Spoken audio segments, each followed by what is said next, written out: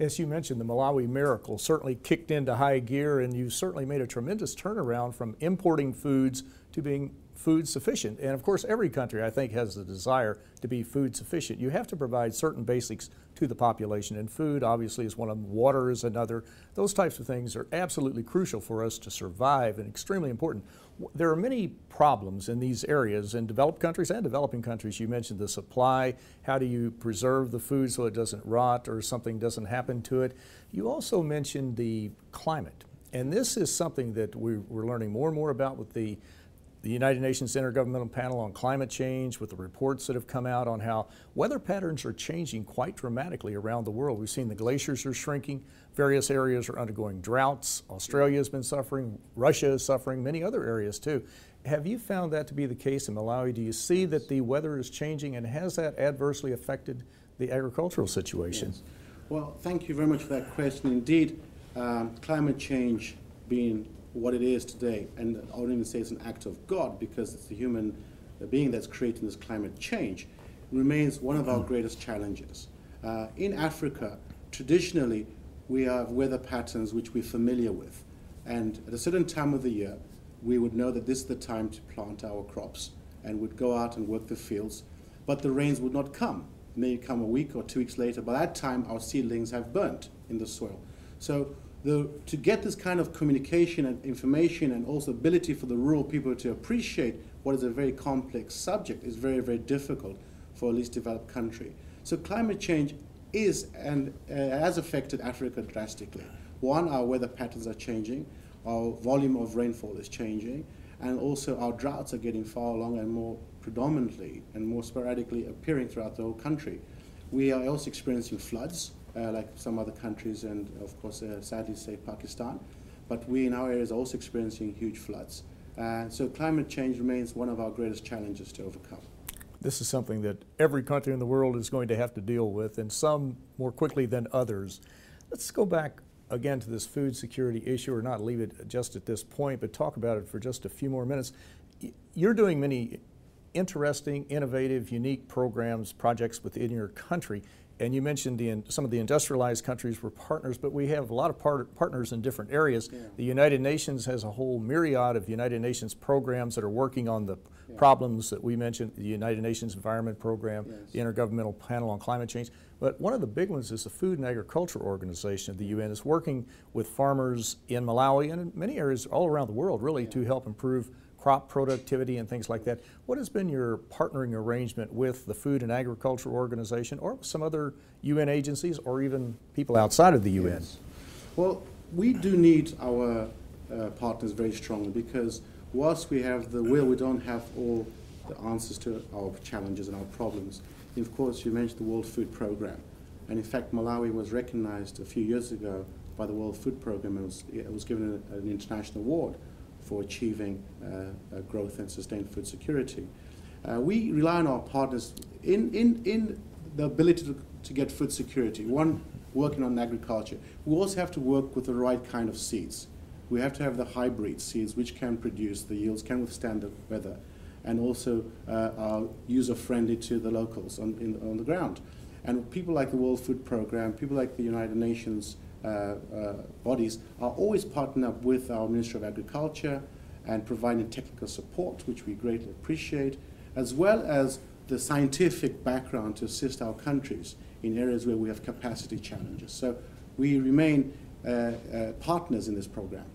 Now, we have partners, other countries too, that you partner with, I'm sure. The United States does, Bolivia does, all of the various countries are usually regional associations. In your area, with the biggest one, I guess, is the African Union, the AU. Your president has been the president of the AU, as I recall. What role does the AU play as an organization, and what role have you played within AU to perhaps bring in other countries to focus attention on this food security issue?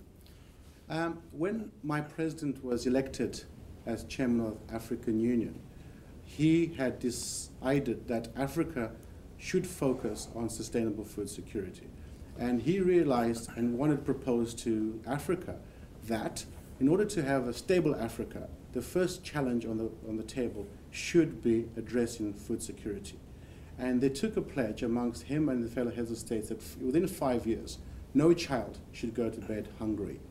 And this remained a great challenge, but in order to maintain agriculture as one of the focus cornerstones, also we had to look at transport and infrastructure and energy. And of course, a cross-cutting measure was ICT and the environment and climate change. So fortunately enough, at the first Heads of State Summit in Ethiopia, all heads of state embraced that and took that as the agenda for this session of this season.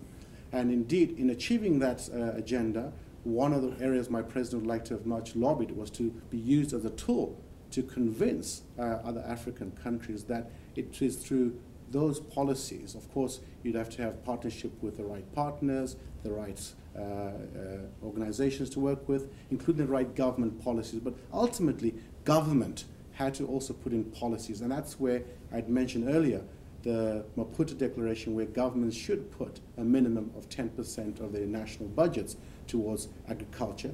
And they should try and maintain a 6% growth in their countries. Because we feel that, and no kind of punch meant that hungry Africa is hungry, or angry Africa, a hungry Africa is an angry Africa. And in that view also, we also talked about in the views of what we call the roads to nowhere. Most countries would have a railway track come into the border, and the other side would be met with a road going the other way around. So we felt, how can we talk? Because if we have to move goods and food around the continent, we needed to work on the infrastructure. That's why the road and infrastructure was the second pillar, that whilst we may get food security right, not every country will be blessed with the right agriculture temperaments or the climates. So how would we as Africa be able to take care of Africa itself? And even learn and teach the rest of the world, because we do have the most valuable land on the continent or on the planet.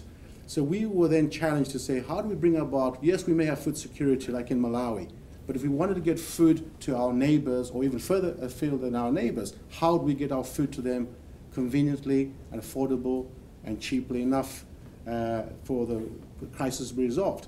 So we started focusing on the infrastructure to see what do we have as infrastructure and the roads. And then we decided, or came to realize, that there were actually roads to nowhere, where we'd have a road come to a border post and the other side would be no connection. So we now need to bring government policies to start talking, to say, how do we create a highway from north to south, east to west, as they do have in Europe. In Europe, you can move freely around, and this is one of the challenges. And then on the ICT side was also an area to find a way of how could we monitor the continent's production, strategically monitor the continent's production, and also make a group of elders, countries which have shown leadership, to be able to say and work together and move food to countries that are vulnerable and need food. Not at the time when they're declaring the famine, but in preempting what will happen using technology. Now, is Malawi a landlocked country, or do you have access to the ocean, or how many countries do you deal with on the borders? You have to have this cooperation. States in the United States or countries in Latin America, wherever it might be, have to cooperate with their neighbors. How many do you deal with? We are definitely, well, I like to answer the question that geographically, politically, according to the maps of the world, we are classified as a landlocked country. But I'd like to bring to your attention that we, in fact, no, when my president became president, he thought about this very strongly and realized that our most expensive cost to keep our country running was the transport costs, being landlocked, to bring in fuel, bring in food, bring in logistics, export. Our commodities had to be exported, and therefore the cost of transport was a major impact. And looking at the map, he realized that Dr. Livingstone had come up the Zambezi River many years back, and therefore we were not landlocked. We have a huge project, which is a $5 billion project right now, which is what we call the Zambezi Waterway. We believe we're an inland port, and we have a waterway which comes from the Shiri River into the Zambezi River into the Indian Ocean. If this could be unlocked, and it's actually been navigable already, if this could be unlocked, this could be the gateway to a lot of our neighboring countries by reducing costs. So we believe, and I hope next time, in the next few years to come, I'll be able to tell you that we're no longer landlocked.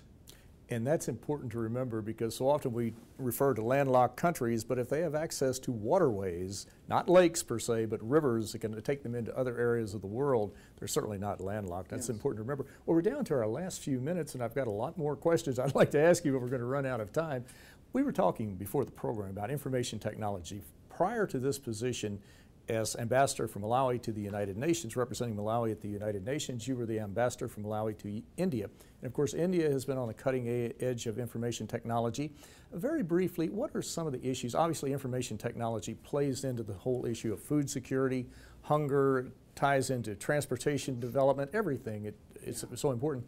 Briefly, what can information technology do to help Malawi and other countries to deal with the food security issue and to be even more successful in the future than you have been in the past? Well, India is indeed a great success story. You know, a country of 1 billion plus people feeding itself and having developed so fast. So there's a lot we can learn from India. And India were gracious enough to give Africa $5.4 billion in what we call the India-Africa line of credit. And the conditionalities were basically you'd work in areas you feel that you'd need yourself as a country. And this was a great formula, and I think the West can learn from India a lot from here. But an area we could borrow from India was actually through the Green Revolution. But part of looking at the Green Revolution, we also looked at the ICT, where India had beamed live communications from the universities in India to facilitate all African countries are willing to plug into this network for free education using the universities in India. India is definitely an area where education is highly regarded and respected. So we as Malawi are benefiting enormously by using the live feeds from India and running virtual classrooms at our universities and some in offices and at home. So that's a program which is very successful, and through information and through education, we feel we can manage a lot of our challenges. Well, Mr. Ambassador, this is an extremely important topic. It's one that we are going to hear a lot more about in the future. It's one we need to focus more attention on because there are so many people around the world, as I mentioned earlier, almost 1 billion every day who are hungry and another 2 billion who do not receive enough food. But there is enough food. The scientists tell us that on a per capita basis there's been an increase in food production. But Malawi is certainly, I think, a beacon of hope for not only Africa but for countries all around the world. And I want to thank you so very much for being with me today in a very interesting discussion. Thank you very much. Thank you. I'm Bill Miller. Thank you for joining us on South South News.